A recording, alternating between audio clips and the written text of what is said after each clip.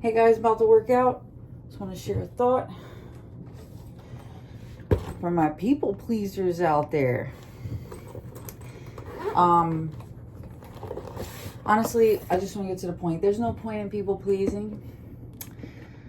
And it's actually like almost like a protection mechanism that people do to try to control the outcome of a situation by becoming who you think whoever's in front of you will accept or is easier to swallow for them, so that you can somewhat control the outcome of that situation, right? So let me be what Aunt Susie wants me to be, or let me be with whoever wants me to be, so that the acceptance part is easier and I'm not risking judgment or unacceptance or whatever it is that you're actually fearing by being yourself, right? So it's like you're trying to avoid judgment. You're trying to avoid someone saying whatever it is that you're trying to avoid, like that, is why people pleasing occurs. Like, a lot of the times, people who have issues with people pleasing, they don't do it maliciously. It's a form of protection. Now, the reason why I put quotes on it is because you're actually self-sabotaging yourself. But the reason why I put the word protection is because your nervous system interprets it as that, because again, the king job of your nervous system is to protect you. And whatever it's interpreting in your environment that brings up any kind of sensation that there's a risk for judgment or anything to happen towards you that could negatively affect you, it's going to try to protect you in whatever way it knows how. And depending on the experiences you had prior to that moment, you either do fight or flight, or you fawn, which is pleasing people, or the other two. But we're going to talk about fawn or people pleasing. It's like you're trying to avoid judgment or unacceptance or the feeling of being unloved, or along those lines. And so your nervous system interprets that as a threat. And this is which is actually real life scenario, not a threat. It's okay for people to like or not like you. It's totally fine. It has nothing to do with you. And so that's what you more so have to lean towards telling yourself, that it actually doesn't fucking matter whether or not anyone can comfortably digest you. It really does not matter. That's literally the last thing that would ever fucking matter. It does not matter. What actually matters, and what would be better for you, not for them, for you, is to be yourself.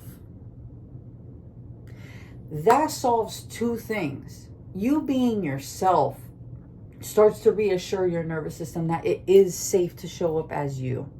That there is no threat you have to try to hide behind. Like, it is safe to be you. It is safe to fully show up. It is safe to embrace yourself and have healthy boundaries and show up fully as you, right?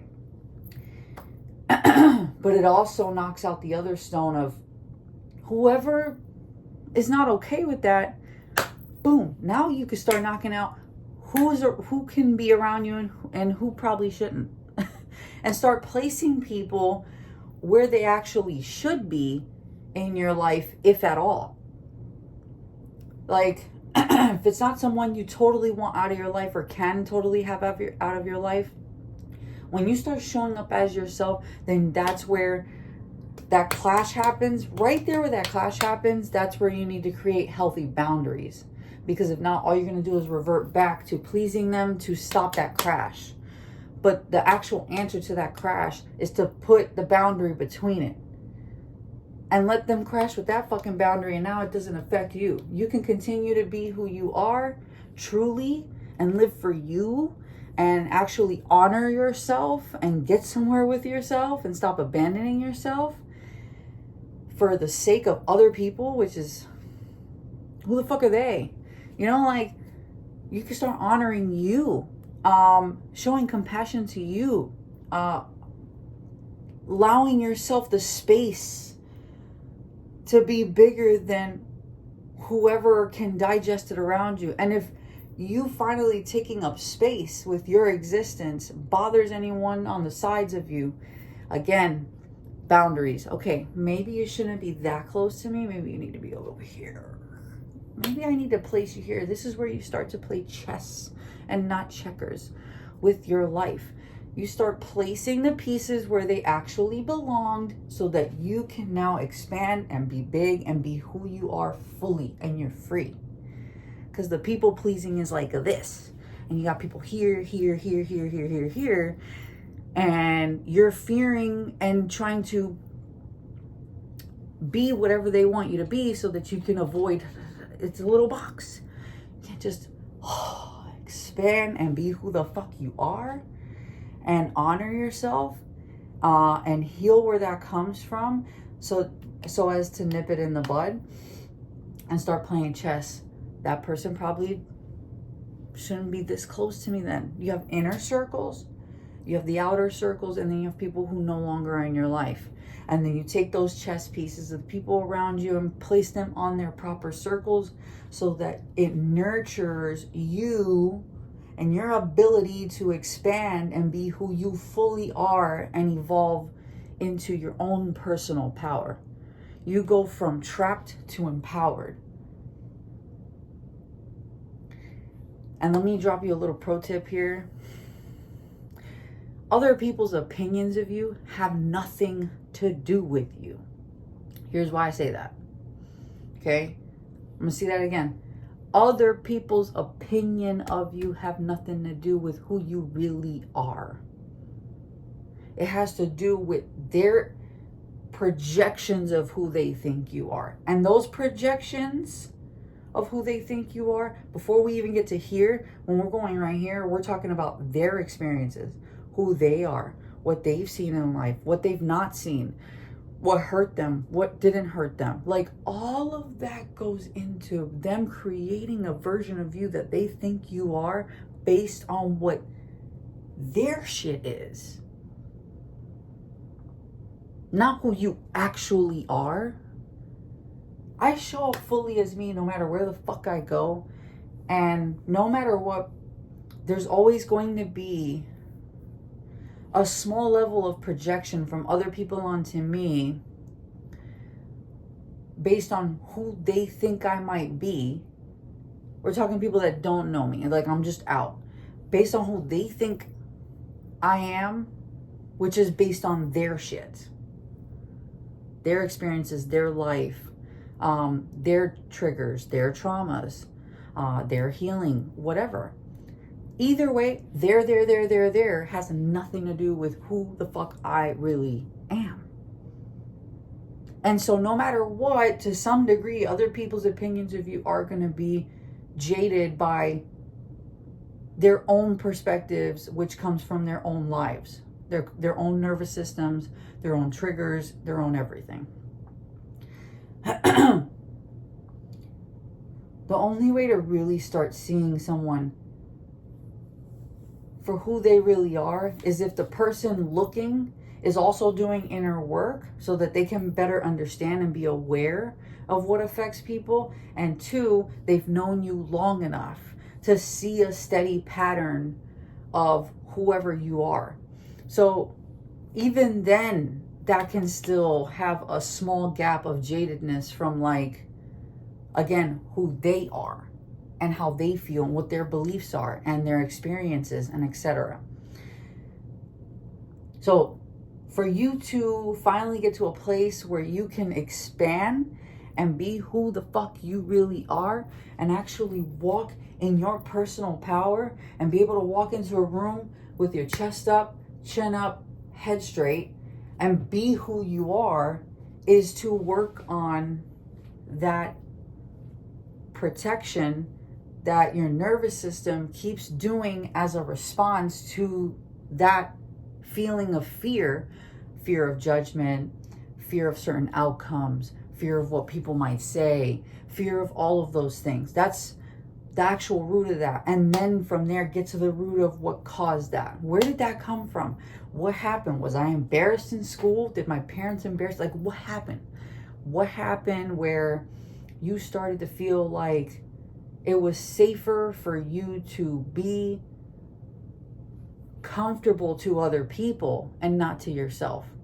And then now tell that younger version of you that they are safe and that it is okay to be yourself, and that we're going to take it from this point forward.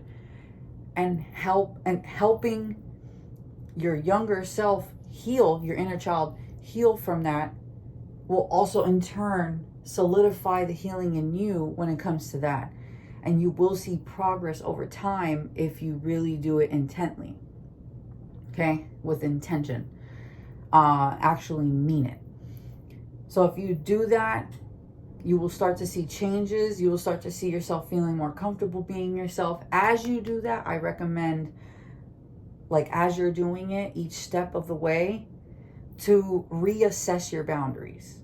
This is something I literally do like every 2 months, every 3 months, or whatever. You reassess your boundaries. Okay, where are my boundaries, and are they effective? And do they need to be changed? Which is okay. I encourage you to be able to do that.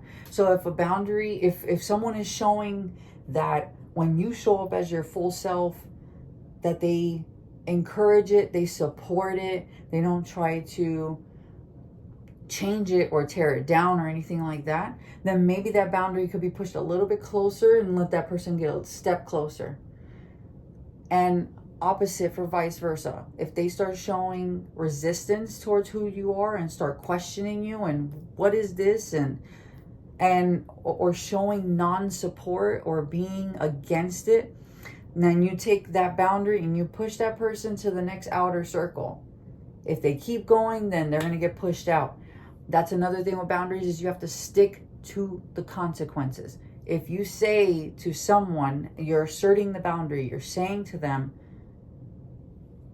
that you are becoming more of who you are, and if they're not supportive, then it's best that you part ways. You have to stick to the consequences that you're creating in order for the boundary to be respected.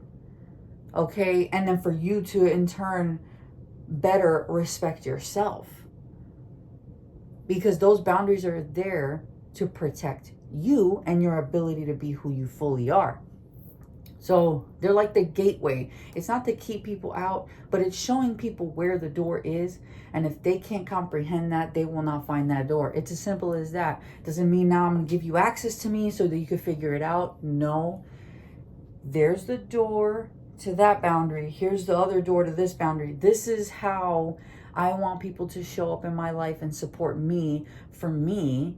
And if you can't somehow naturally find your way to that, then you are not someone who should be in my life at this point. And that's not to be said in a nasty way. It doesn't have to be. Actually, the more simpler you say it, the more powerful it actually is. Here's the door. Here's the door. Okay? There's these boundaries. This is how this is the correct way to love me. And if you can't find your own natural way to those doors to correctly love me and support me where I can still feel safe with you in my life, then you're not meant to pass that door. And it's just as simple as that, and stick to it. I don't care what they say. Stick to it, stick to it, stick to it. Sometimes during this process, it can get a little lonely because you might start realizing that all the people around you were only benefiting off of you not being who you are. And this is where you end up at that pivotal point where It's a crossroads. Are you going to continue on the journey to being who you are and creating boundaries and honoring yourself, which also can come with loneliness, until you find the right people? You know, continue to evolve. Or are you going to revert back to your fears when it actually starts to take effect and you start seeing people have these negative reactions or leaving your life? Are you going to revert back to the fear of people pleasing just to keep them in your life and not do the inner work necessary to heal that, so that you no longer feel the need to do that? Because that, in a way, is also like a slight, like, the term that's coming to my head right now is fear of abandonment. It's like a fear of abandonment. You fear people leaving your life, so you become what they can easily swallow, so they stick around. I understand it's also a form of protection towards certain unwanted outcomes, but some people also do it to keep people in their life. Either way, you're dishonoring yourself, you're disrespecting yourself, and it's self-sabotage. You are subjugating yourself to other people's needs and not your own. That is not an authentic life. You cannot evolve from that state if you continuously make choices from that state and don't bring a conscious awareness to your choices, to where you can actually see, damn, I feel the fear. I feel my nervous system wanting to choose to do whatever will shut them up or please them or whatever. And it takes bravery to still consciously choose and intently choose the other route of showing up as you are and taking that risk and feeling that tremble in your body, depending on how deep rooted your fear is. There's usually like a trembling sensation in the body. That's your nervous system just on alert. And just tell your body that it is okay to show up as you, and that there is room for you in your life too. And then go forward. Even if your voice shakes, practice being truly authentic and really saying things from here rather than what you think they'll accept. I'm not telling you it's going to be easy, but bitch, it feels good being able to stretch and be who the fuck you are. It's powerful over here, baby. All right.